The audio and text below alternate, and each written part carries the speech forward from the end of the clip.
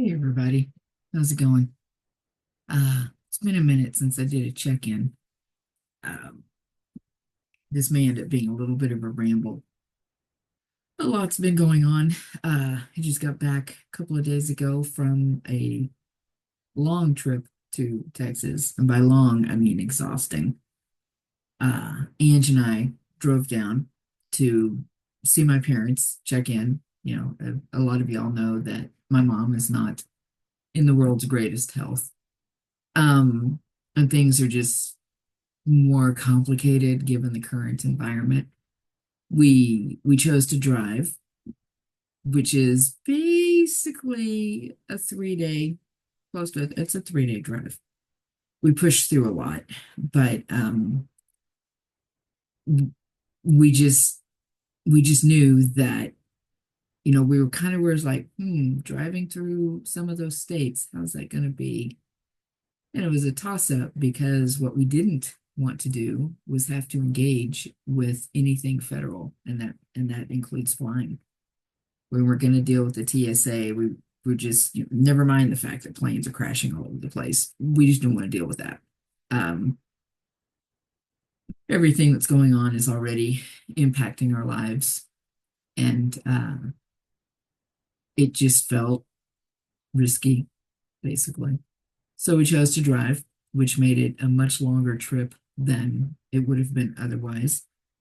Um, I worked as much as I could, but I was definitely uh, offline a chunk as well. And I super, super appreciate the team that I have around me who have just run with all the things, so much as they just handle so much stuff. It's I've mentioned appreciating them before, but it's just even more so now. It's a really special group of people. Um, but I'm back home now, uh, kind of reorienting, catching up, all the things that I'm sure I've missed. And we're only, what is today? Today is May 13th. So we're what, 2 months and a week, basically, from Pride. Uh, things are going as smoothly as they can. Again, this is what happens when you have really good people. Uh, but I can also tell that we're only about 2 months out. And, the stress level kind of comes up with so much happening around us. It's kind of difficult to, I don't know, for lack of a better way to put it, it's a little bit difficult to focus on pride because, and I think I've talked about, I don't remember, I think I've talked about this before. This whole like sort of going about your business feeling while, right? Um, and I'm definitely getting a little bit of sense of that because there's some really practical decisions that get made around pride. And also pride is a very political, very emotional, very intense thing, not just for us, but for the community. And uh, I'm starting to see some of that as well. So, navigating all the stuff as usual. Um, and trying to add in all the rest of the extra. Now we have to think about XYZ. You may have seen the post I made earlier about, the whole, I forget what it was called in the last congressional session, the whole like nonprofit terrorism thing. It's come back around again and they're trying to throw it into the budget, which that's how a lot of crap actually gets implemented, is it's tucked into some bigger thing that really needs to pass, right? And they'll tuck in these little pieces of something that like, oh, okay. So they're trying to do that right now. And that's this whole other layer of stressor that doesn't have anything to do with the stress of putting on pride or any of that. It's literally the stress of simply by excuse me, simply by virtue of having the jobs that we have. um, doing the work that we do simply by virtue of doing that. We have bullseyes on our back, a bullseye on our back. Um, and I try not to let that get to me too much, but it sits there, right? And um, it just reminds me of, I see a lot of people around me super taking what's happening very seriously. And they're getting out and they're marching or they're emailing, they're calling, they're bringing visibility to all the stuff that whatever it is that people can do, right? Mutual aid happening, all these things. And at the same time, there are a whole lot of folks that aren't even talking about what's happening. And it's really difficult to gauge how aware a lot of people are of the depth of what's happening. It's the what's called the tariffs get all the news play at the moment or have been. And I don't consider the tariffs to be a distraction necessarily, but they're utilized for that. And and at the same time, the instances of people being picked up and detained is picking up. It's increasing. Um, the threats to the fragile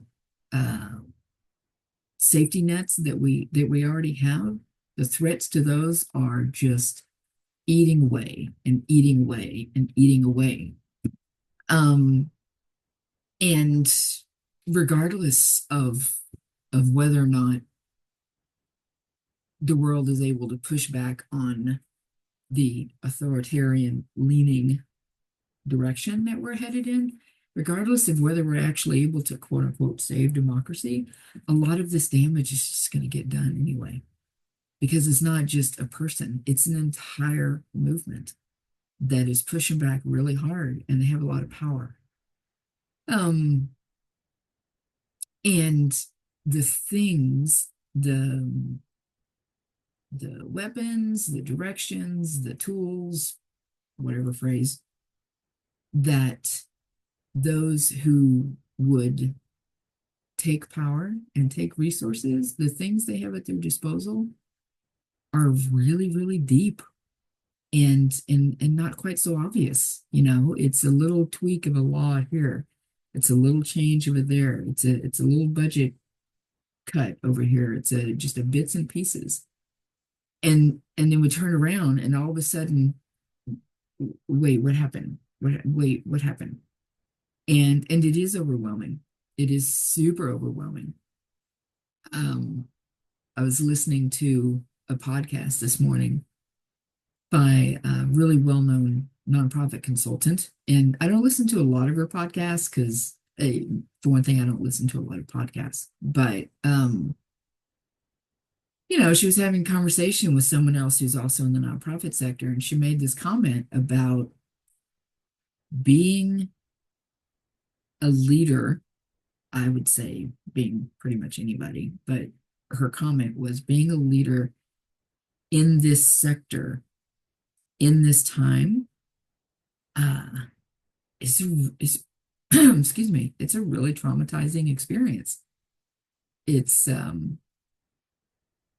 and it just really hit me because we most of the nonprofit folks I know they're just trying to do their jobs, right? They're just going about their business. They're trying to get the stuff done. They're trying to take care of community and all this kind of stuff. And we already know that we don't stop enough to take care of ourselves. But to have it really sort of said that way, there's an extra layer of just literally coming to work every day in this environment and communicating with people and making decisions and all that kind of stuff. It is a traumatizing experience. And I hadn't heard that said out loud. And then I heard it. And I'm like, oh my God, yes, it is. It even for the folks who've been in it for a long time, um, even for, I consider myself to have quite a bit of privilege, um, whether it's because of the color of my skin, the education, having access, whatever it happens to be. I carry a lot of privilege. and I still feel it. Absolutely still feel it. Um, so I'm sort of roaming around with what to do with that, basically. I don't have any answers. I'm just talking out loud. Because then I look at my peers around me, and they're in the same boat. I was in a meeting this morning with the LGBTQIA2S plus housing collaborative, right? And because of traveling, and just everything happening, I haven't been to a meeting in a little bit, but a topic came up that really brought home what's the word? In real life, experiencing what it means to be on the receiving end of the erasure, the targeting, the just the environment that we're operating in, really came sort of to the forefront. And there was a member who shared an experience that they had had in meetings with federal folks, local and federal, but federal was involved, right? And it was just really hard. And I could tell it was really hard for them too, to have to experience, excuse me, what was happening in those spaces with the federal level program folks. I don't want to give a lot of detail because I don't know what they want shared, but it just really sort of brought it home of there's some really real things, and it's not like we don't know that things are real. I am surrounded by people who know that things are very real. Um, but it was just interesting to could have been because it was also 9 o'clock in the morning. I don't know. It just felt a lot closer and a lot more personal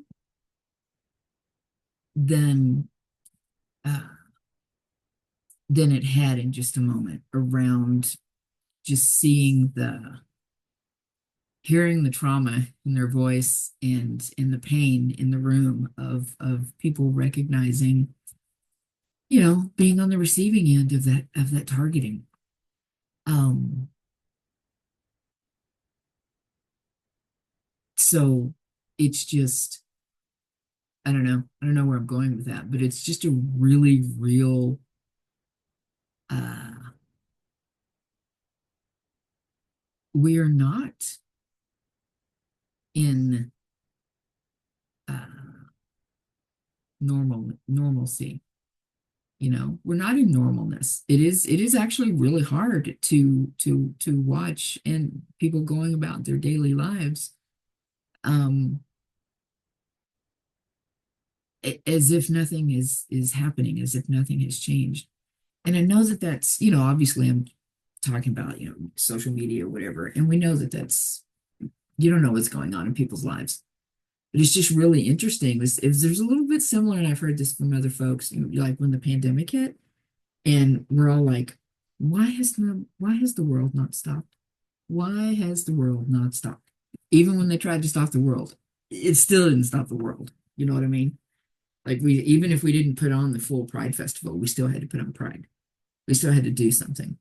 And we still had to pay our bills and all these things. And there's some part of that similarity.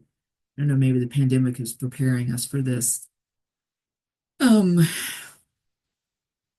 because I think I feel like we're waiting for this moment of boom, we have gone off the rails and everything else goes on the back burner, right? And and I've done some reading and all that, and I know that that's not how it happens. It is the whole frog in a pot boiling scenario. Um, it still feels weird. It still feels like there's this urgency combined with a feeling of helplessness, which sort of comes together in what the hell am I supposed to do right now? Because really, what I want to do is tell people to get off their ship and and recognize that it's going to take the entire community to keep ourselves together to even survive. And we don't have time for drama. We don't have time for games. We don't have time for any of that stuff. Um, and at the same time, the people have to live their lives. Uh, so I don't know. I think we're going to reach a moment. I think we've already reached it, but I think we're going to reach a conscious moment of, you know, there are a lot of it, either community steps up or they don't. And uh, there's I don't even know really how to explain what I'm trying to say. I just know that there's some like real truth that that needs to come because I think I've mentioned this before. I'm really cognizant of recognizing that the whole plethora of folks, whether they're in community or not, just people I engage with, right, that are no longer on the assumed I'm going to be able to go to that person list. They're just not. And I find myself losing patience, I guess, with the petty. I gotta have time for that. None of us have time for that anymore. Um, and the destructiveness of that is what's going to eventually do our community in, even when we get on the other side of whatever this is. Because we're not going to have anything to rebuild with or to keep building with. Um, if we don't fundamentally shift how we do community here. Um, all right. I think I've rambled for a good while. There's a lot of stuff I could talk about now.